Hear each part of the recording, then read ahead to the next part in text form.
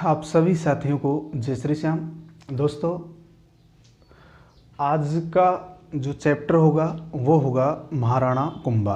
इससे पहले हम मोक्कल के बारे में मेवाड़ के जो प्रसिद्ध शासक हुए बप्पा रावल, उनके बारे में हम अध्ययन कर चुके हैं। आज का हमारा टॉपिक होगा महाराणा कुंभा। कुंभा का जो टॉपिक है वो महत्वपूर्ण इसलिए भी है क्योंकि इन्हें कला, कलम और कटार की त्रिवेणी कहा जाता है। यानी कला के क्षेत्र में निपुण थे, स्थापत्य कला, संगीत कला, चित्रकला के क्षेत्र में निपुण थे। इसी प्रकार तलवार चलाने में निपुण है और साहित्यकारों को भी संरक्षण दिया गया। खुद ने भी इन्होंने अनेक रचनाएं लिखी हैं, उनका भी हम अध्ययन करेंगे। तो राणा कुंभा की यदि हम बात करें, महाराणा कुंभा, अगर इनकी हम बात करें, ये मेवाड़ के एक प्रतिभा संपन्न शासक माने जाते हैं। डॉक्टर गोपीनाथ शर्मा ने भी इनके बारे में लिखा है कि गोहिल वंशीय राजाओं में ये एकमात्र ऐसे शासक थे जिन्होंने अपनी प्रतिभा के माध्यम से सभी को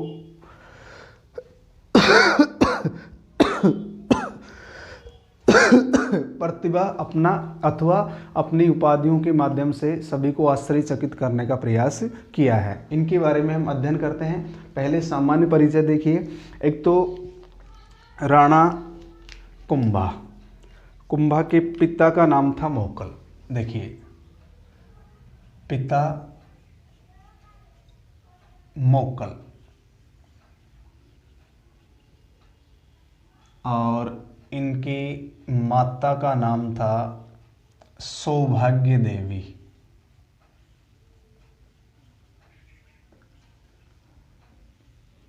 पिता का नाम था मोक्कल और माता का नाम था सौभाग्य देवी। आप थोड़ा सा ध्यान रखेंगे, ये जो मोक्कल है, मोक्कल की माता का नाम था हंसाबाई। मोक्कल की माता का नाम हंसाबाई, और हंसाबाई का संबंध कहाँ से था? मारवाड़ से। हंसाबाई का संबंध कहाँ से था? मारवाड़ से। यानी मारवाड़ के रणमल राठौड़ की बहन है। रणमल राठौड़ की बहन थी। आगे भी चर्चा करेंगे इसके बारे में। इसी प्रकार माता का नाम क्या था? सौभाग्य देवी।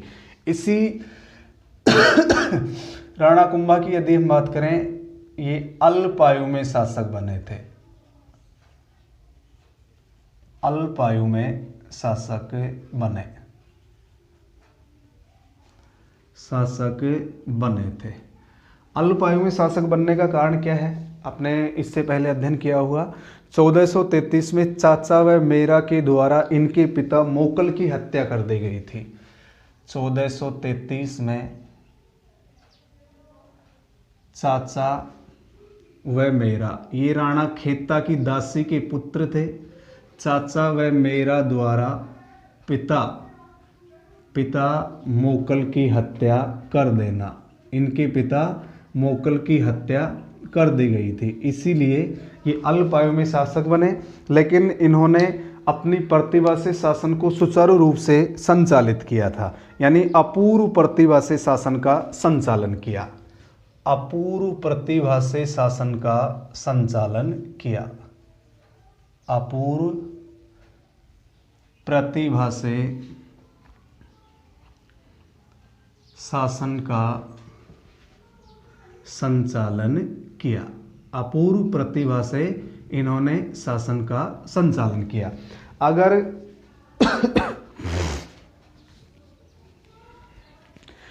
कुंभा की हम बात करें, कुंभा के समय देखिए, एक तो इस शासक बन जाते हैं तो इनके सामने कुछ समस्याएं भी आएंगी। हम उन समस्याओं का भी अध्ययन करेंगे।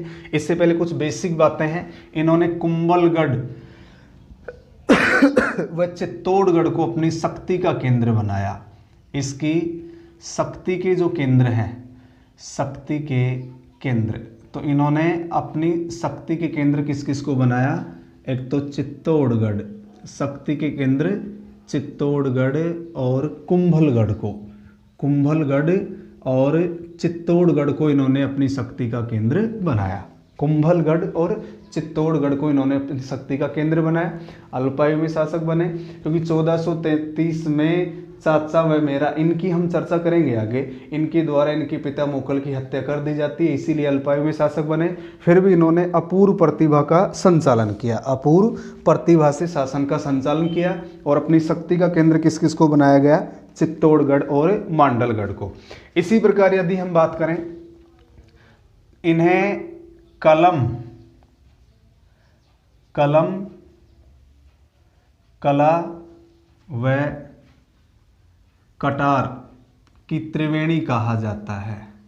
इन्हें कलम, कला व कटार की त्रिवेणी, यानी राणा कुंभा को कलम, कला व कटार की त्रिवेणी कहा जाता है। और कुंभलगढ़ प्रशस्ति में इन्हें प्रजापालक व महान दानी बताया गया है। कुंभलगढ़ प्रशस्ति में, कुंभलगढ़ प्रशस्ति में इन्हें क्या बताया गया है, प्रजापालक व महान दानी। कुंभलगढ़ प्रशस्ति में इन्हें प्रजापालक और महान दानी राजा बताया गया है, ये भी हमें ध्यान रखना है। इसके बाद हम बात करें कुंभा की कुछ उपाधियां। पहले हम उपाधियों पे चर्चा करते हैं, उसके बाद इनकी जो समस्याएं हैं उन समस्याओं पे चर्चा करेंगे। तो सबसे पहले हम बात करें जैसे इनकी उपाधियां, कुंभा की उपाधियां।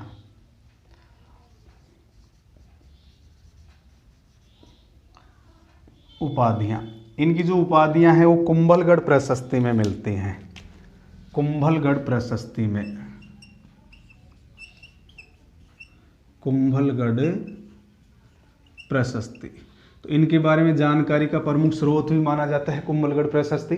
तो कुंभलगढ़ प्रशस्ति ये नामदेव के मंदिर पर 3 चट्टानों पर उत्कीर्ण है। कुंभलगढ़ प्रशस्ति नामदेव के मंदिर पर 3 चट्टानों पर उत्कीर्ण है। नामदेव मंदिर पर, कौन से मंदिर पर उत्कीर्ण है, नामदेव मंदिर पर। अब कुंभलगढ़ प्रशस्ति में इनकी कौन कौन सी उपाधियां मिलती हैं वो देखिए।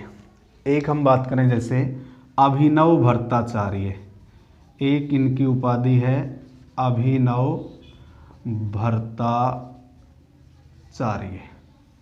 अभिनव भट्टाचार्य यानी संगीत के क्षेत्र में निपुण होने के कारण इन्हें कौन सी उपाधि मिली, अभिनव भट्टाचार्य। संगीत के क्षेत्र में, संगीत के क्षेत्र में निपुण होने के कारण इन्हें क्या कहा गया, अभिनव भट्टाचार्य कहा गया। इसके बाद यदि हम बात करें अभिनव भट्टाचार्य के बाद में बात करें हिंदू सुल्तान, एक इनकी उपाधि है हिंदू सुल्तान, यानी हिंदू राजाओं का प्रमुख होने के कारण हिंदू सुल्तान, हिंदू सुल्तान, हिंदू शासकों का प्रमुख होने के कारण हिंदू सुल्तान, हिंदू राजाओं का प्रमुख या हिंदू शासकों का प्रमुख होने के कारण,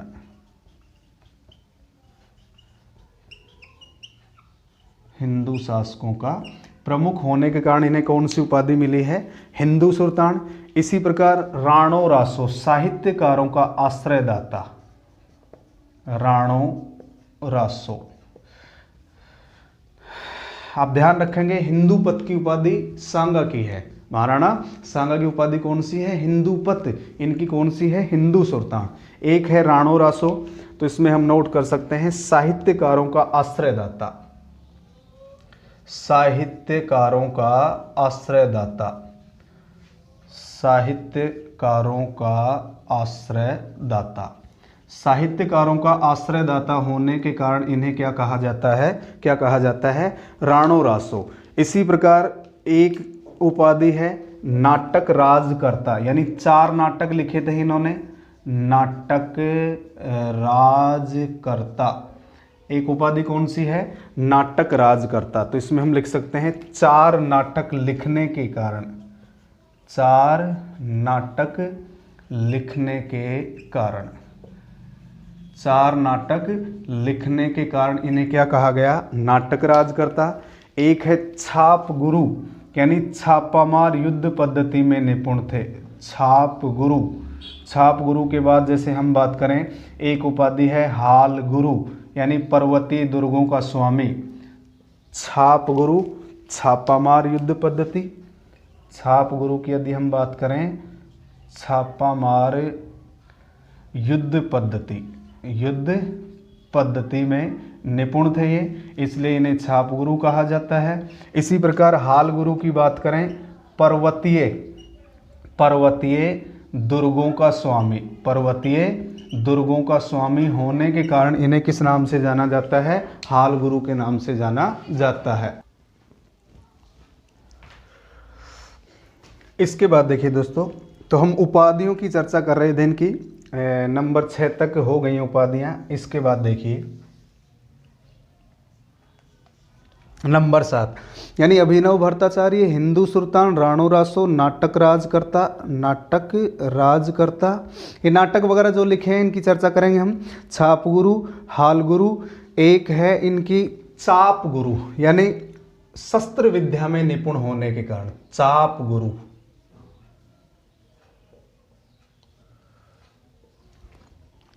शस्त्र विद्या में निपुण होने के कारण, शस्त्र विद्या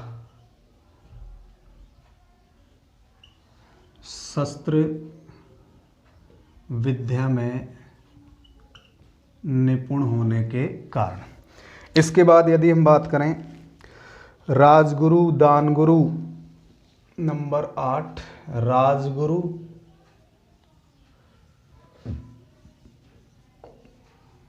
दानगुरु, राणे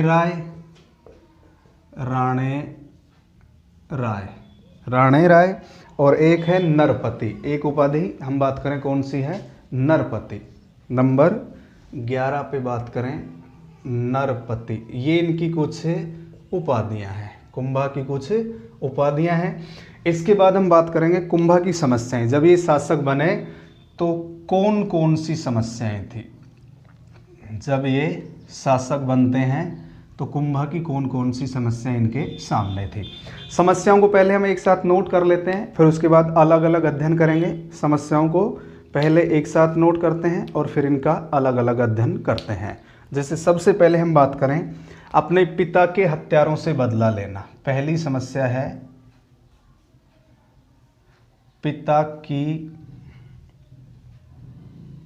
हत्या का बदला लेना, अपने पिता की हत्या का बदला लेना। वो चर्चा करेंगे, अपन केवल नोट कर रहे हैं एक साथ इनको। नंबर 2, पुराने सामंतों का दमन करना, पुराने सामंतों का दमन करना। नंबर 3 पे बात करें, रणमल राठौड़ के प्रभाव को रोकना, रणमल राठौड़ के प्रभाव को रोकना, रणमल राठौड़ के प्रभाव को रोकना। इसी प्रकार मालवा व गुजरात के शासक, मालवा व गुजरात के शासक, इनके बारे में हम आगे अलग से चर्चा करेंगे, केवल नोट कर रहे हैं। इसी प्रकार पड़ोसी राजपूत राजा, पड़ोसी राजपूत राजा। तो इनसे संबंधित जो भी महत्वपूर्ण बिंदु होंगे हम इनका अलग अलग अध्ययन करेंगे। अभी केवल मैंने इनको नोट किया है कि जब कुंभा गद्दी पे बैठे तो उनके सामने समस्याएं थी, पिता की हत्या का बदला लेना। जैसे हम इससे पहले भी चर्चा कर चुके हैं कि इनके पिता की हत्या किसके द्वारा की गई थी? चाचा व मेरा के द्वारा। किसके द्वारा? चाचा मेरा। और ये एक सामंत को अपनी ओर शामिल कर लेते हैं जिसका नाम होगा महपा पंवार। एक का नाम क्या होगा? महपा पंवार। इनका हम अलग से अध्ययन करेंगे, इनका अलग से अध्ययन करेंगे। तो एक बार इनका आप स्क्रीनशॉट ले लीजिए, क्योंकि सामान्य परिचय हुआ है। तो हम पहले कुंभा के द्वारा जो युद्ध किए जाएंगे, युद्ध वगैरह की जो नीतियां हैं उनका अध्ययन करेंगे। उसके बाद साहित्य कला के क्षेत्र में इनका क्या योगदान है उसका अध्ययन करेंगे। इसके बाद स्थापत्य कला और संगीत कला, चित्रकला, जो भी महत्वपूर्ण उपलब्धियां होंगी उन सभी का अध्ययन करते हैं। तो एक बार आप इसका स्क्रीनशॉट ले लीजिए।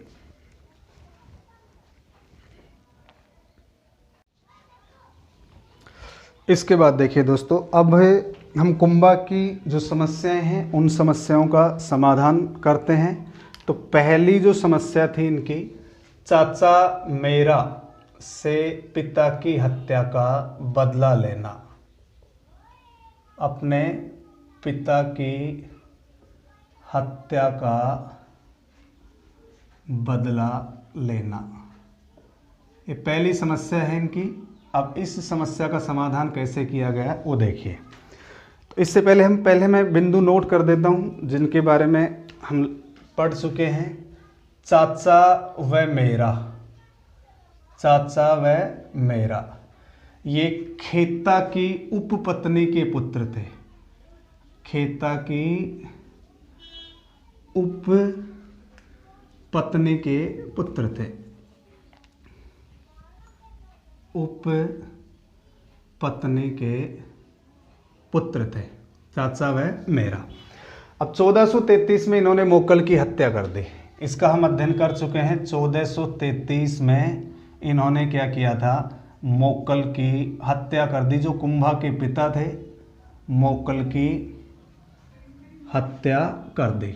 1433 में इन्होंने मोकल की हत्या कर दी और ये मेवाड़ पर अपना प्रभाव बनाना चाहते थे। यानी मेवाड़ पर इन्होंने क्या बना लिया, अपना प्रभाव, मेवाड़ पर प्रभाव स्थापित किया।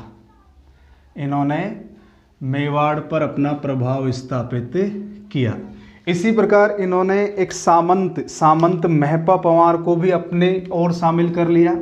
तो इन्होंने क्या किया था, सामंत है, एक सामंत का नाम है, मेवाड़ का सामंत है महपा पंवार, महपा पंवार को शामिल कर लिया, अपने गुट में शामिल किया। अब इन लोगों ने मिलकर क्या किया, भीलों के साथ मिलकर इस शक्ति को संगठित करने लगे। किसके साथ मिलकर, भीलों के साथ मिलकर, ये भीलों के साथ मिलकर, भीलों के साथ मिलकर शक्ति संगठित करने लगे, अपनी शक्ति का संगठन करने लगे। अब देखिए थोड़ी सी कहानी पीछे चलते हैं थोड़ा सा। इससे पहले हमने चर्चा की थी कि मोकल की जो माँ थी उसका नाम था हंसाबाई। मोकल की माता का नाम क्या था, हंसाबाई, जिसका संबंध कहाँ से था, मारवाड़ से, यानी रणमल राठौड़ की बहन थी। इसीलिए जब मोकल शासक बनता है तो रणमल राठौड़ को मोकल का संरक्षक बनाया जाता है। यद्यपि मोकल का प्रारंभ में संरक्षक बनाया जाता है कुंवर चूड़ा को, उसी का सौतेला भाई था कुंवर चूड़ा, लेकिन कुंवर चूड़ा मांडू चला जाता है। उसके बाद उसका संरक्षक उसके मामा रणमल राठौड़ को बनाया जाता है। तो अब ये समस्या किसके सामने है, कुंभा के सामने। तो ऐसा उल्लेख मिलता है कि कुंभा ने रणमल राठौड़ को मेवाड़ बुला लिया। देखिए कुंभा ने किसको मेवाड़ बुला लिया, रणमल राठौड़ को, क्योंकि इससे पहले भी कुंभा मेवाड़ में रह चुके हैं। कुंभा ने रणमल राठौड़ को मेवाड़ बुलाया, रणमल राठौड़ को बुला लिया, मेवाड़ बुलाया। अब कुंभा ने रणमल राठौड़ को मेवाड़ बुलाया तो रणमल राठौड़ ने प्रतिज्ञा ली। ये जो रणमल राठौड़ है, रणमल राठौड़ ने प्रतिज्ञा ली थी और इन्होंने क्या प्रतिज्ञा ली, चाचा व मेरा का दमन करना, चाचा व मेरा का दमन करने की प्रतिज्ञा ली। यानी रणमल ने अपनी पगड़ी उतारकर सर पर फेंटा बांध लिया था। रणमल की यदि हम बात करें, रणमल ने सिर से पगड़ी उतारकर क्या बांधा, फेंटा बांधा। और इन्होंने कसम खाई कि मैं जब तक चाचा व मेरा का दमन नहीं कर दूंगा तब तक मैं पगड़ी धारण नहीं करूंगा। जब तक चाचा व मेरा का दमन नहीं कर दूंगा तब तक मैं पगड़ी धारण नहीं करूंगा। इसलिए इन्होंने अपनी पगड़ी उतार दी और किसको धारण कर लिया, फेंटा को। तो कुंभा ने इन दोनों का दमन कर दिया रणमल के सहयोग से। किसके सहयोग से, रणमल के सहयोग से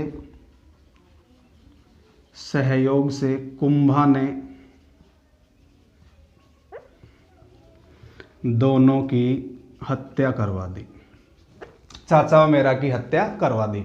अब इसके बाद गतिविधि या घटना क्या घटित होती है, जो चाचा थे, चाचा का पुत्र था एक्का, चाचा का पुत्र कौन था, एक्का, और एक इनका सहयोगी है, अभी हमने बात की है, जिसका नाम क्या है, महपा पंवार, जिसका नाम क्या है, महपा पंवार। तो चाचा का पुत्र एक्का और महपा पंवार मांडू के सुल्तान की शरण में चले गए। तो ध्यान रखना है, चाचा का पुत्र एक्का या अक्का, एक्का या अक्का व महपा पंवार मांडू के सुल्तान की शरण में चले गए, मांडू के सुल्तान की शरण में चले गए, सुल्तान की शरण में चले गए। अब एक युद्ध होगा, युद्ध का नाम होगा सारंगपुर का युद्ध। युद्ध कौन सा हुआ, सारंगपुर का युद्ध 1437 में,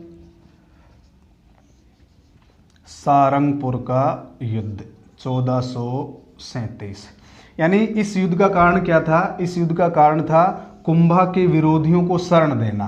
कारण क्या था इसका, कुंभा के विरोधियों को शरण देना, कुंभा के विरोधियों को शरण देना, ये लीजिए, कुंभा के विरोधियों को शरण देना इस युद्ध का कारण माना गया है। दोस्तों इससे पहले आप 2 लाइनें नोट करेंगे, ध्यान रखना है, मैं कल वाले टॉपिक में लिखवा नहीं सका। हमने बात की थी किसकी, बप्पा रावल की। तो बप्पा रावल में आप 2 लाइनें और नोट कर लेंगे। बप्पा रावल की जो सेना थी, बप्पा रावल की सेना थी 12,72,000। बप्पा रावल की कुल कितनी सेना थी, 12,72,000। और आधुनिक जो रावलपिंडी है, पाकिस्तान में रावलपिंडी का नामकरण बप्पा रावल के नाम से ही पड़ा है भाई।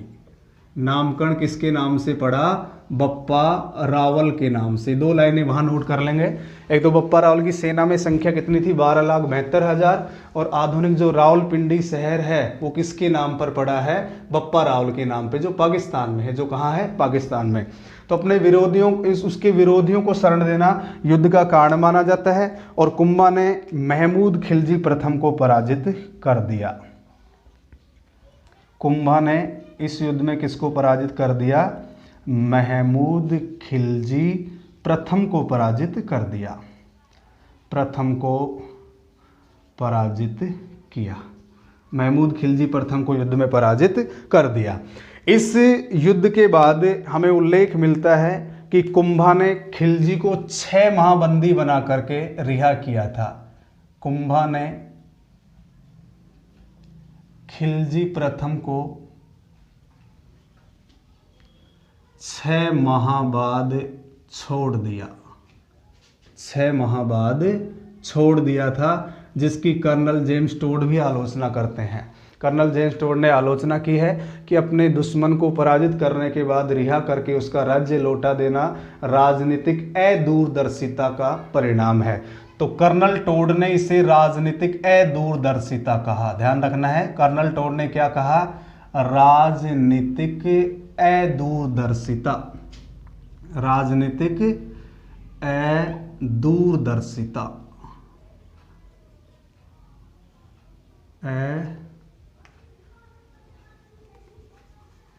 दूरदर्शिता कहा, दूरदर्शिता बताया। कुंभा की इसे राजनीतिक अदूरदर्शिता बताया। और इसके बाद हमने पढ़ा है कि इस विजय के बाद, यानी मालवा विजय के उपलक्ष्य में कुंभा के द्वारा विजय स्तंभ या विष्णु ध्वज का निर्माण करवाया गया। मालवा विजय के उपलक्ष्य में, मालवा विजय के उपलक्ष्य में किसका निर्माण करवाया गया, विजय स्तंभ अथवा विष्णु ध्वज का निर्माण करवाया। विष्णु ध्वज, विजय स्तंभ अथवा विष्णु ध्वज का निर्माण करवाया गया। कुंभा के द्वारा मालवा विजय के उपलक्ष्य में किसका निर्माण करवाया गया, विजय स्तंभ अथवा विष्णु ध्वज। अब हम चर्चा कर लेते हैं किसकी, विजय स्तंभ अथवा विष्णु ध्वज की। अब हम चर्चा करते हैं विजय स्तंभ अथवा विष्णु ध्वज। ये जो विजय स्तंभ है इसका निर्माण होता है 1440 से 48 के मध्य। तो एक तो ये कहाँ स्थित है, चित्तौड़ दुर्ग में स्थित है। विजय स्तंभ कहाँ स्थित है, चित्तौड़ दुर्ग में स्थित है और इसका निर्माण 1440 से 1448 के मध्य हुआ। इसका निर्माण कब हुआ, 1440 से 1448 के मध्य। इसके शिल्पकारों की यदि हम बात करें, जैता पोमा इसके शिल्पकारों की यदि हम बात करें, शिल्पकार जैता पूंजा नापा पोमा, जैता पूंजा नापा पोमा, जैता पूंजा नापा और पोमा। ध्यान रखेंगे, जैता पूंजा नापा और पोमा ये क्या थे, इस विजय स्तंभ के शिल्पकार थे। विजय स्तंभ के ये हैं शिल्पकार। ये जो विजय स्तंभ है ये 9 मंजिला इमारत है। कितनी मंजिला इमारत है, 9 मंजिला है। इसकी ऊंचाई है 122 फीट, ऊंचाई कितनी है 122 फीट और इसमें सीढ़ियां हैं 157। इसमें सीढ़ियां कितनी हैं 157। तो विजय स्तंभ 9 मंजिला है, ऊंचाई है 122 फीट, सीढ़ियां हैं 157। इसकी जो तीसरी मंजिल है, विजय स्तंभ की तीसरी मंजिल पर 9 बार अल्लाह शब्द लिखा हुआ है। 9 बार कौन सा शब्द लिखा हुआ है, अल्लाह शब्द। इसी प्रकार ये जो 8वीं मंजिल है, इसकी 8वीं मंजिल पर कोई मूर्ति नहीं है।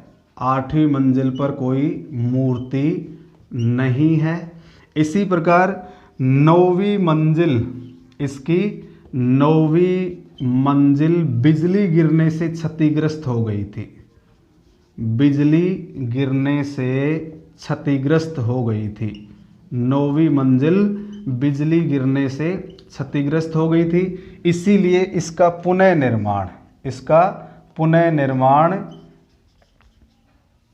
महाराणा स्वरूप सिंह ने करवाया था। महाराणा स्वरूप सिंह जो 1857 की क्रांति के समय मेवाड़ के शासक थे। महाराणा स्वरूप सिंह जो 1857 की क्रांति के समय कहाँ के शासक थे, मेवाड़ के शासक थे। तो इसका निर्माण किसने करवाया था, वापस महाराणा स्वरूप सिंह ने।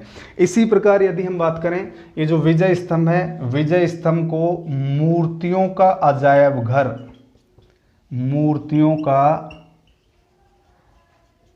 अजायब घर और मूर्ति कला का विश्व कोश कहा जाता है। इसे मूर्तियों का अजायब घर और मूर्ति कला का विश्व कोश कहा जाता है। विश्व कोश कहा जाता है। एक बार पुनः देखिए, पिता की हत्या का बदला लेना, हम इस बिंदु पे चर्चा कर रहे थे।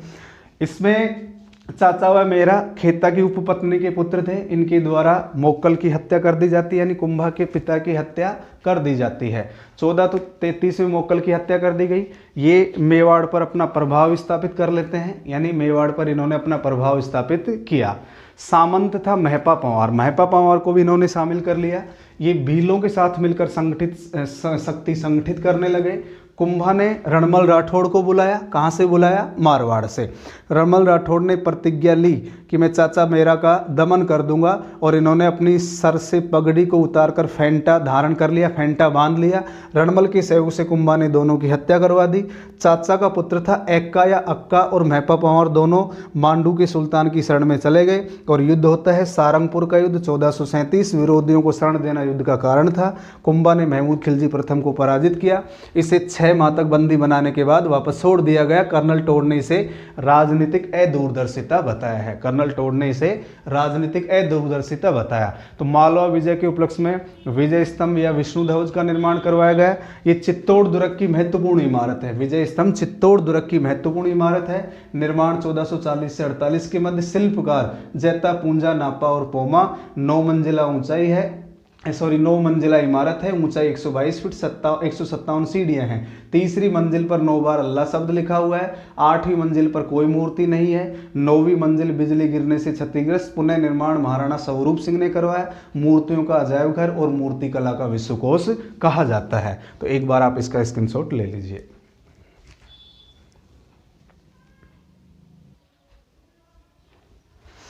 इसके बाद देखिए दोस्तों, तो हम विजय स्तंभ की बात कर रहे थे, विजय स्तंभ की भी बात कर रहे हैं, वही चल रहा है अभी, ध्यान रखेंगे। विजय स्तंभ, विजय स्तंभ, एक तो ये माध्यमिक शिक्षा बोर्ड और राजस्थान पुलिस का प्रतीक चिन्ह है। राजस्थान माध्यमिक शिक्षा बोर्ड व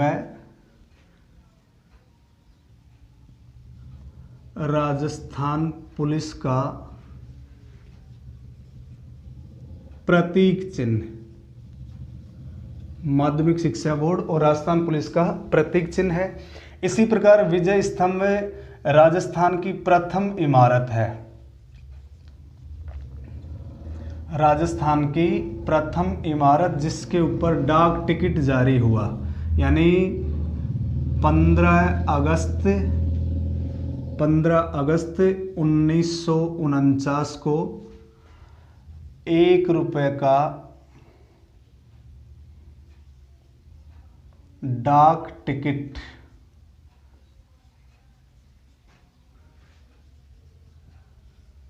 जारी हुआ।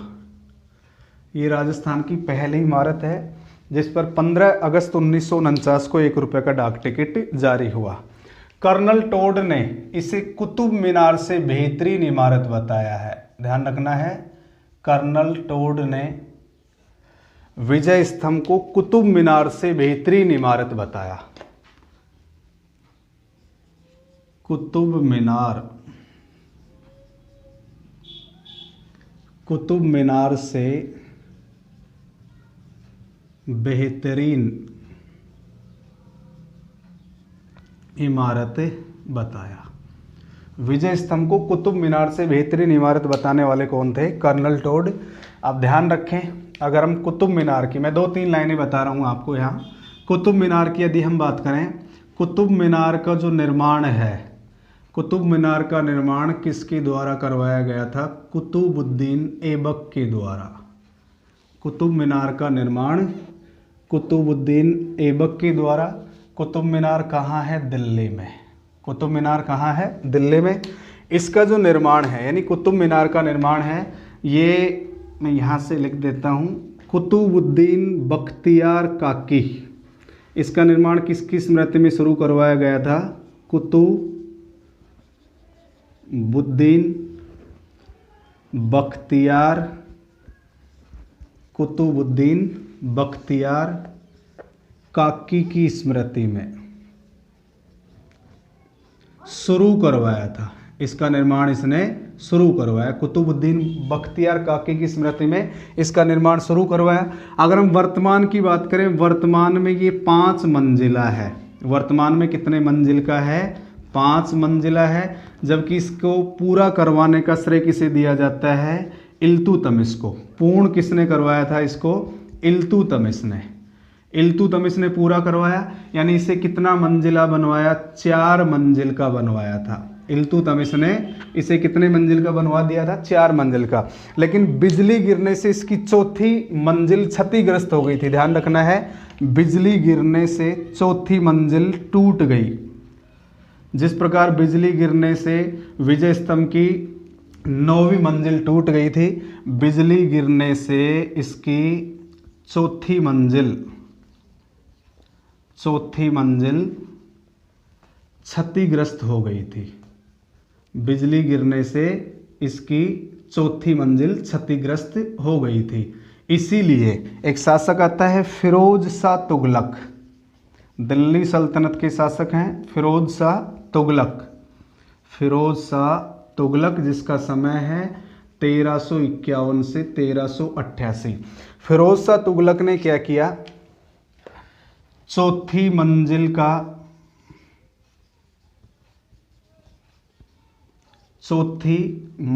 का जीर्णोद्धार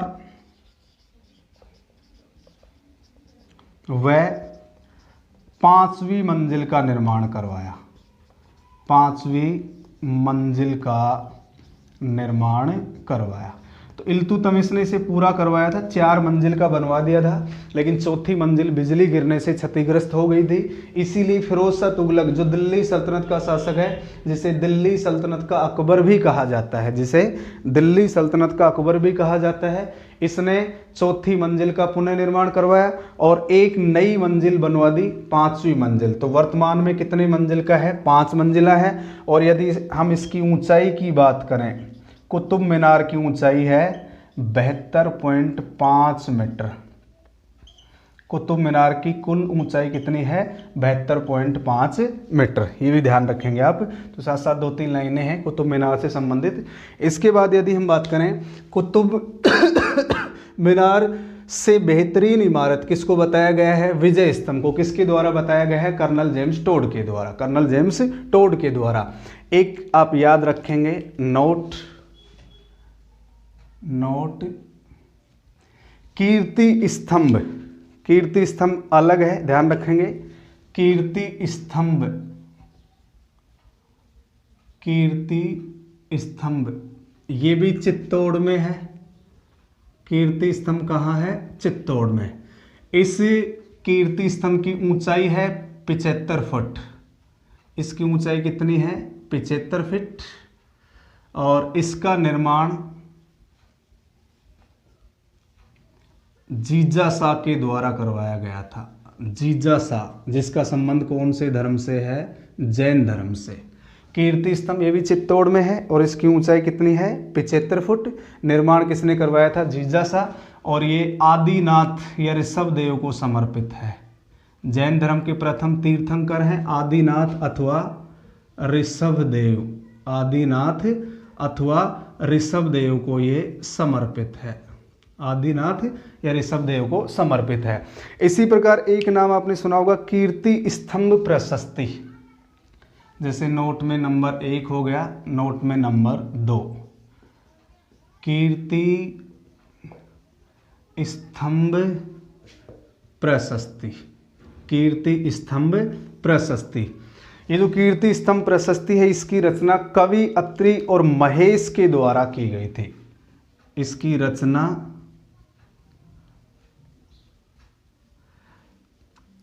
कवि अत्रि व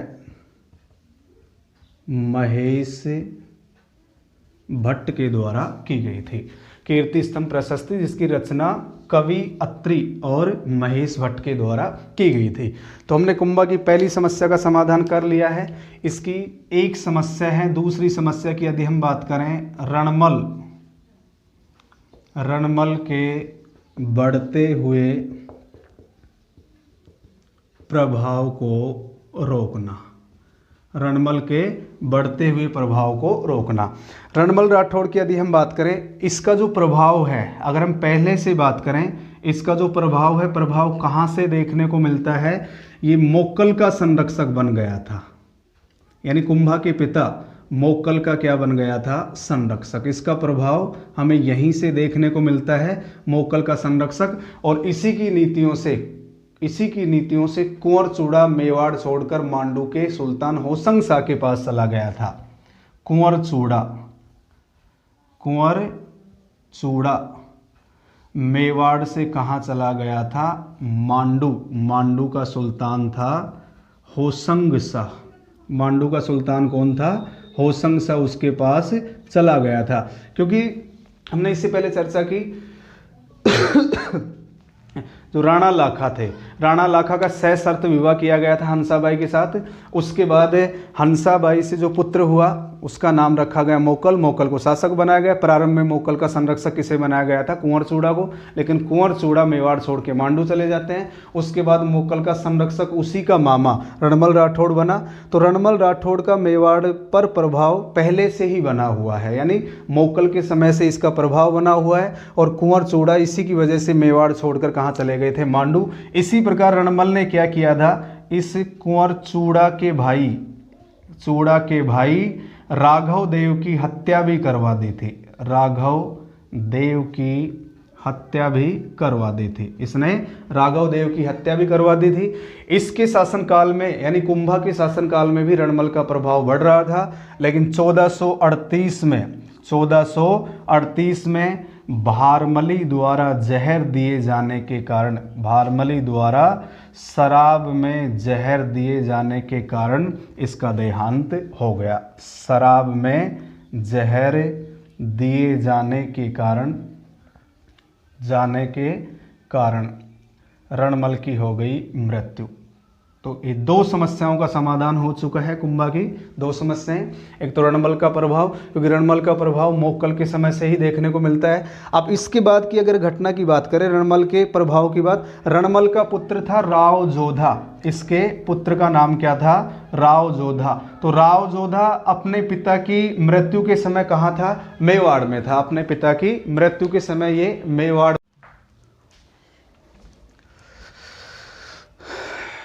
इसके बाद देखिए दोस्तों, इससे पहले हम चर्चा कर चुके हैं, एक तो पहली समस्या का समाधान और दूसरी समस्या का समाधान। राणा कुंभा का जो साम्राज्य विस्तार है, साम्राज्य विस्तार या किन किन राजाओं के साथ इनका संघर्ष हुआ, जैसे नागौर का उत्तराधिकारी संघर्ष, मालवा के साथ संघर्ष, गुजरात के साथ संघर्ष, जोधपुर के साथ यानी राव जोधा के साथ संघर्ष, चंपानेर की संधि होगी, आओल बाओल की संधि, इन सब का हम अलग से अध्ययन करेंगे। इससे पहले हम कुंभा से संबंधित स्थापत्य और साहित्य से संबंधित जो भी महत्वपूर्ण बिंदु हैं हम उनका अध्ययन कर लेते हैं। तो सबसे पहले हम बात करें कुंभा एवं स्थापत्य। सबसे पहले हम बात कर लेते हैं कुंभा के समय स्थापत्य से संबंधित महत्वपूर्ण बिंदु। यद्यपि इनकी द्वारा जो किले बनवाए गए उनका हम यहाँ डिटेल से अध्ययन नहीं करेंगे, क्योंकि स्थापत्य कला में वो वीडियो बन जाएगा, और जो दुर्ग वगैरह हैं वो अलग से वीडियो बना रखा है। स्थापत्य कला में यहाँ केवल महत्वपूर्ण बिंदुओं पे चर्चा करेंगे। वीर विनोद ग्रंथ के लेखक हैं श्यामल दास।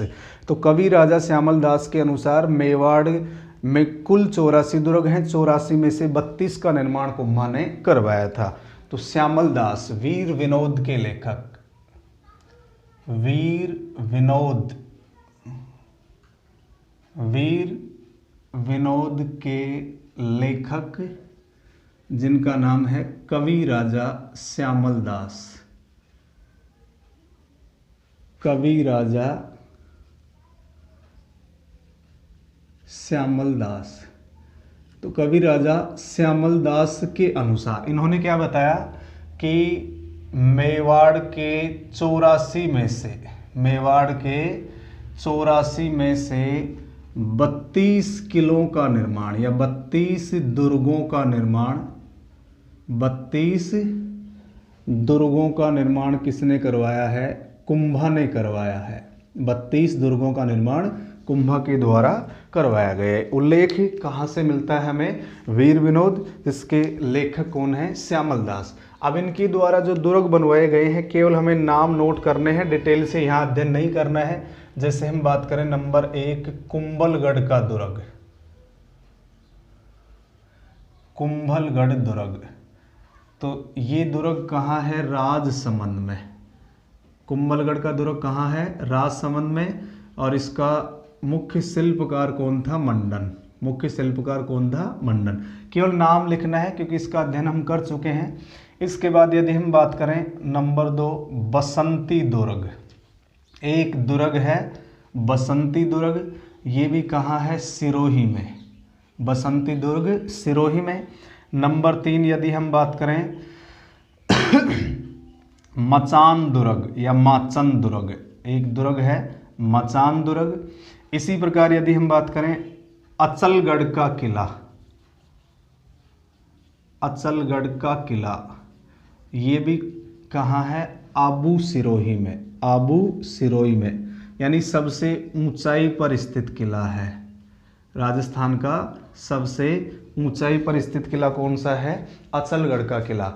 तो कुंभलगढ़, बसंती, मचान, अचलगढ़ और एक भौमट का किला, भौमट का किला। तो ये कुछ दुर्ग हैं जहां कुंभा के द्वारा इनका निर्माण करवाया गया था। इसके बाद हम बात करते हैं कुंभा के समय कौन कौन से मंदिरों का निर्माण हुआ।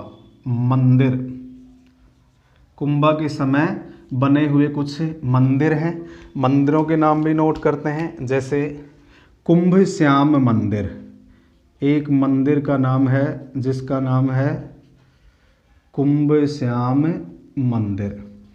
ये जो मंदिर है कुंभ श्याम मंदिर, ये कौन कौन से दुर्गों में स्थित है? चित्तौड़गढ़, कुंभलगढ़ और अचलगढ़ तीनों किलों में स्थित है। चित्तौड़गढ़, कुंभलगढ़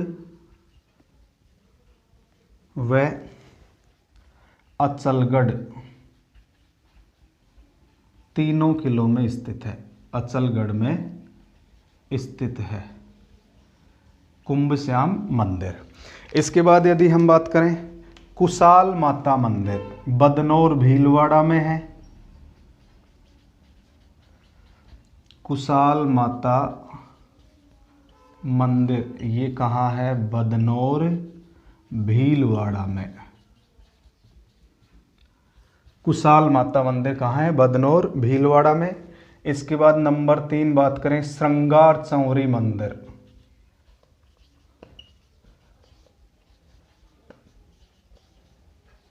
श्रृंगार चौरी मंदिर कहाँ है आपका? चित्तौड़ में, चित्तौड़गढ़। इसके बाद एक है मीरा मंदिर, मीरा मंदिर। ये मंदिर कहाँ है? एकलिंगजी में। एकलिंगजी, ये मंदिर कहाँ है? एकलिंगजी में। नंबर 5 पे बात करें विष्णु मंदिर, विष्णु मंदिर। और ये विष्णु मंदिर कहाँ है? कैलाशपुरी उदयपुर में, कैलाशपुरी उदयपुर में। यानी हम कुंभा के समय जो मंदिर बने हैं उन मंदिरों का अध्ययन कर रहे हैं। विष्णु मंदिर, मीरा मंदिर, श्रृंगार चौरी मंदिर। इसी प्रकार जो एकलिंगजी का मंदिर बप्पा रावल ने बनवाया था उस मंदिर में इन्होंने, जैसे नंबर 6 पे बात करें एकलिंगजी मंदिर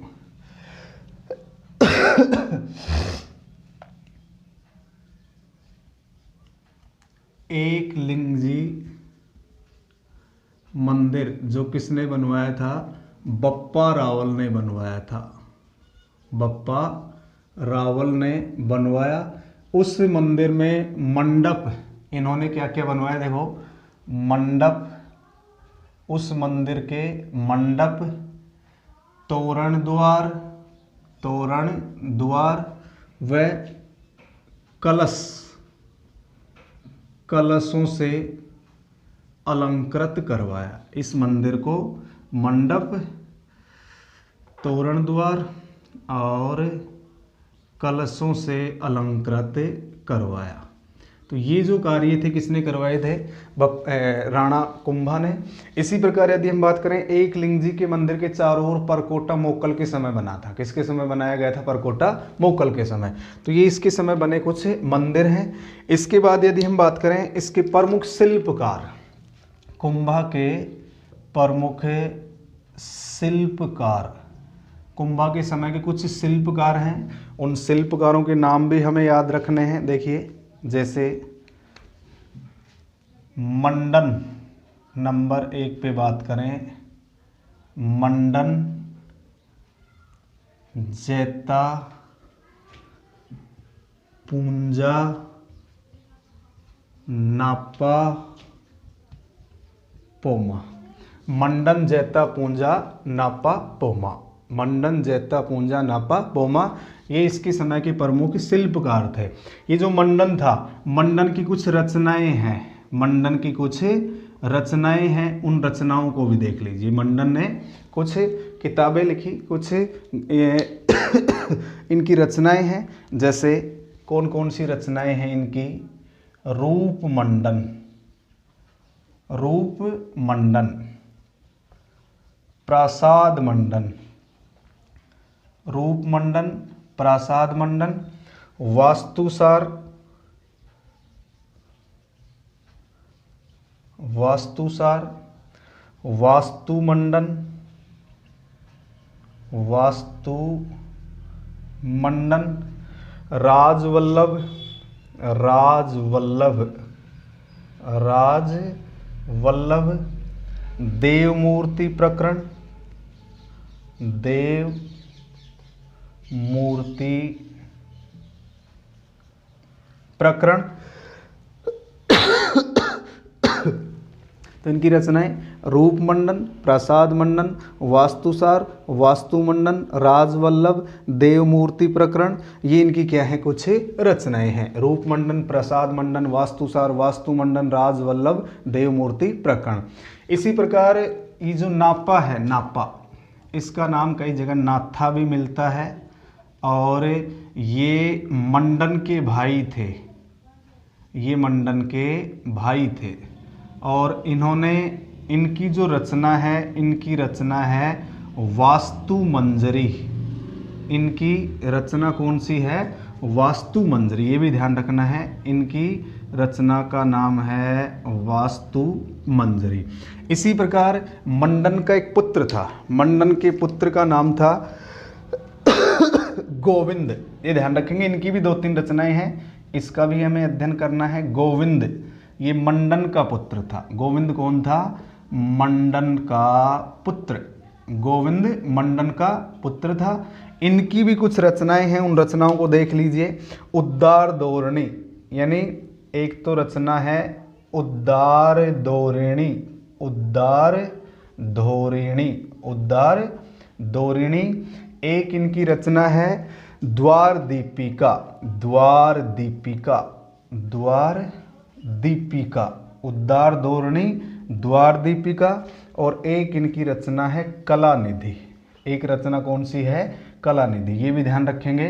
तो ये रचनाएं किसकी हैं? गोविंद की रचनाएं हैं।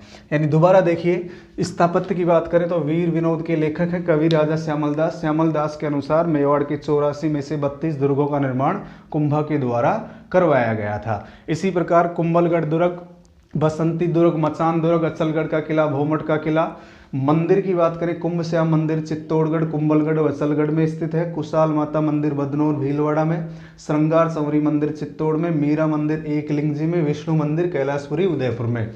एकलिंगजी जो मंदिर है वो बप्पा रावल ने बनवाया था, लेकिन इसमें मंडप, तोरण, द्वार, कलशों से अलंकृत किसने करवाया है? कुंभा ने। शिल्पकारों की बात करें, मंडन, जैता, पूंजा, नापा, पोमा।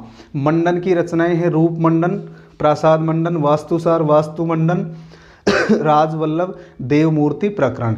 नापा अथवा नाथा जो मंडन के भाई थे, इनकी रचना है वास्तु मंजरी। इनकी रचना क्या है? वास्तु मंजरी। ये भी शिल्प शास्त्री थे, ये शिल्प शास्त्री थे, शिल्प शास्त्री।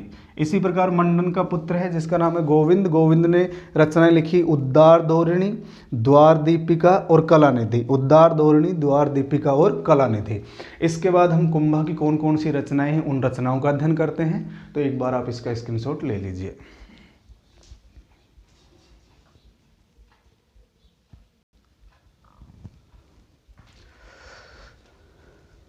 इसके बाद देखिए, अब हम बात करते हैं कुंभा की रचनाएं।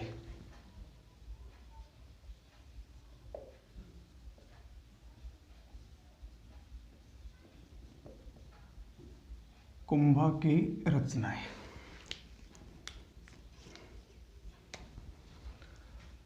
संगीत राज, संगीत मीमांसा,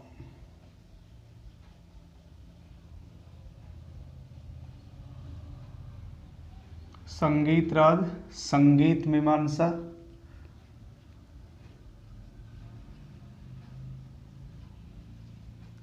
रसिक प्रिया की टीका,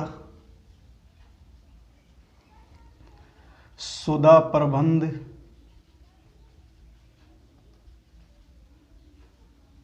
गीत गोविंद की टीका,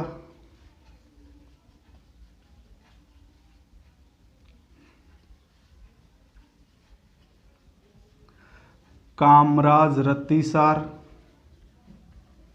कामराज रतिसार। नृत्य रत्नकोश, नृत्य रत्नकोश। संगीत रत्नाकर, संगीत रत्नाकर, चंडी शतक की टीका, रत्नाकर चंडी शतक की टीका या चंडी शतक की व्याख्या, चंडी शतक की टीका। तो ये कुंभा की कुछ रचनाएं हैं, जैसे संगीत राज, संगीत मीमांसा, रसिक प्रिया की टीका, सुधा प्रबंध, गीत गोविंद की टीका,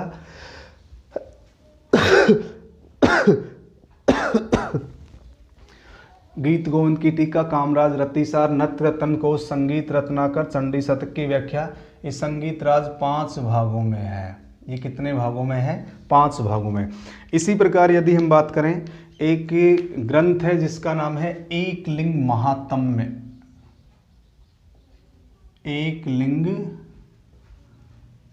महात्म्य, एकलिंग महात्म्य। ये 2 भागों में है। ये जो ग्रंथ है कितने भागों में है? 2 भागों में। इसका पहला भाग क्या कहलाता है?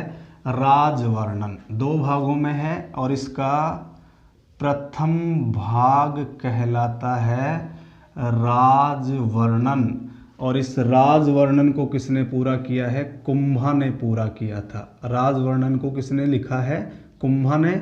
और एकलिंग महात्म्य की रचना किसके द्वारा की गई? कान व्यास के द्वारा। किसके द्वारा की गई थी? कान व्यास के द्वारा। और इस एकलिंग महात्म्य की तुलना किससे की जाती है? पुराणों से तुलना की जाती है। इसकी तुलना किससे की जाती है? पुराणों से। तो एकलिंग महात्म्य 2 भागों में है। इसका जो प्रथम भाग है वो क्या कहलाता है? राजवर्णन, जो किसने लिखा है? कुंभा ने, राणा कुंभा ने लिखा है। और इसकी जो रचना है, एकलिंग महात्म्य की रचना किसने की है? कान व्यास ने।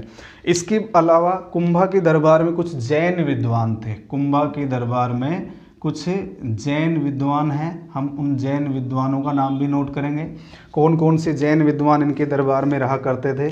सोमदेव, जैसे हम बात करें कौन कौन से हैं? सोमदेव, सोम सुंदर, सोमदेव, सोम सुंदर, मुनि सुंदर, मुनि सुंदर, सुंदरगणी, सुंदरगणी, भुवन सुंदरगणी। नंबर 5 भुवन,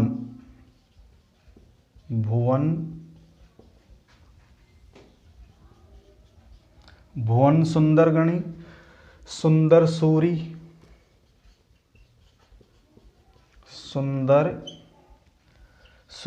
जयचंद्र सूरी,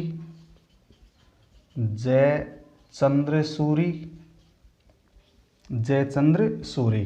इसके बाद हम बात करें माणिक्य,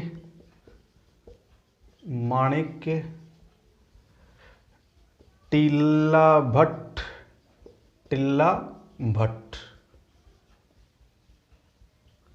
ये इनके दरबार में कुछ जैन विद्वान थे। सोमदेव, सोम सुंदर, मुनि सुंदर, सुंदरगणी, भुवन सुंदरगणी, सुंदर सूरी, जयचंद सूरी, माणिक्य और टिल्ला भट्ट, ये इनके दरबार में कुछ जैन विद्वान थे। तो ये कुंभा की रचनाएं हो गई। संगीत राज, संगीत मीमांसा, रसिक प्रिया की टीका, सुधा प्रबंध, गीत गोविंद की टीका, कामराज रतिसार, नृत्य रत्न कोश, संगीत रत्नाकर, चंडी शतक की व्याख्या, गीत गोविंद की टीका।